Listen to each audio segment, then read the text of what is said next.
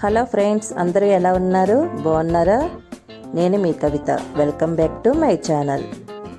Hello friends, ఈరోజు recipe వచ్చేసి జీడిపప్పుతో ఆవకాయ. మనం చాలా రకాల పచ్చళ్ళు చూస్తూ ఉంటాం, కానీ జీడిపప్పుతో ఆవకాయ అనేది కొత్తగా ఉంది కదా.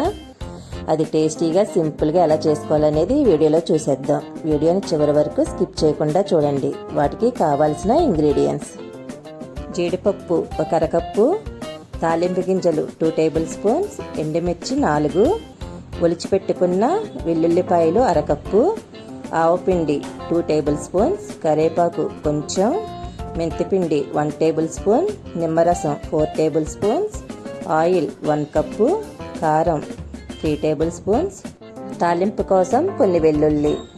ముందుగా స్టవ్ పైన ప్యాన్ పెట్టుకొని అందులో 1 కప్పు వరకు ఆయిల్ని యాడ్ చేసుకోండి. అది హీట్ అయిన తర్వాత అందులో ఒక 2 టేబుల్ స్పూన్స్ వరకు తాలింపు గింజలను వేసుకొని కొంచెం ఫ్రై చేసుకోవాలి. ఇవి కొంచెం ఫ్రై అయిన తర్వాత ఒక 4 ఎండుమిర్చిని కూడా వేసుకొని ఫ్రై చేసుకోండి.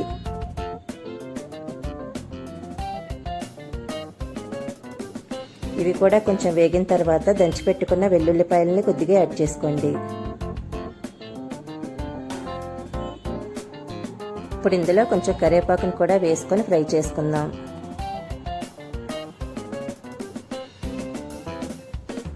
పోపు రెడీ అయిపోయింది. స్టవ్ ఆఫ్ చేసుకొని పక్కన పెట్టేసుకుందాం.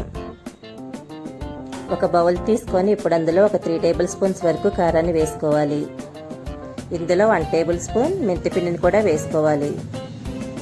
అలాగే ఒక 4 టేబుల్ స్పూన్స్ వరకు నిమ్మరసాన్ని కూడా యాడ్ చేసుకోండి. ఇప్పుడు ఇందులో దంచిపెట్టుకున్న వెల్లుల్లిపాయలని కొద్దిగా వేసుకోండి. అలాగే 1 అరకప్పు జీడిపప్పును కూడా యాడ్ చేసుకోవాలి. ఇందులో ఒక 1/2 టేబుల్ స్పూన్ వరకు పసుపు వేసుకోండి. అలాగే ఒలిచిపెట్టుకున్న వెల్లుల్లి రెమ్మల్ని కూడా ఒక 1/2 కప్పు వరకు వేసుకోండి. ఇందులో ఒక 2 టేబుల్ స్పూన్స్ వరకు ఆవపిండిని కూడా యాడ్ చేసుకోండి. ఇది వేసుకోవటం వల్ల పచ్చడి అనేది మంచి ఫ్లేవర్ వస్తుంది. ఇప్పుడు ఇదంతా బాగా కలిసేలాగా మిక్స్ చేసుకోండి. ఇలా మిక్స్ చేసుకున్న తర్వాత ఒక 1 టేబుల్ స్పూన్ వరకు సాల్ట్ని యాడ్ చేసుకోవాలి.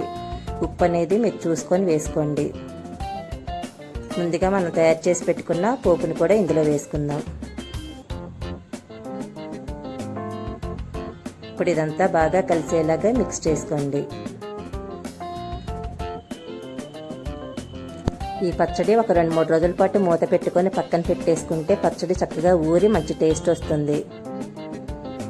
ఇది మనకు ఒక 5-6 నెలల వరకు నిల్వ ఉంటుంది. చూశారు కదా ఫ్రెండ్స్, జీడిపప్పు ఆవకాయని ఎంత ఈజీగా పెట్టుకోవచ్చో. పచ్చళ్ళు పెట్టుకోవడం రాని వాళ్ళు కూడా ఈజీగా పెట్టేసుకోవచ్చు. నోరూరించే జీడిపప్పు ఆవకాయ రెడీ అయిపోయింది. చూస్తుంటేనే నోరూరిపోతుంది కదా. ఇంకెందుకు ఆలస్యం, మీరు కూడా ట్రై చేయండి. మీకు ఎలా వచ్చిందనేది మీ ఫీడ్బ్యాక్ని నాకు తెలియజేయండి.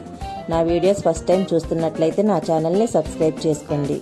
అలాగే మీ ఫ్రెండ్స్కి, రిలేటివ్స్ కూడా షేర్ చేయండి.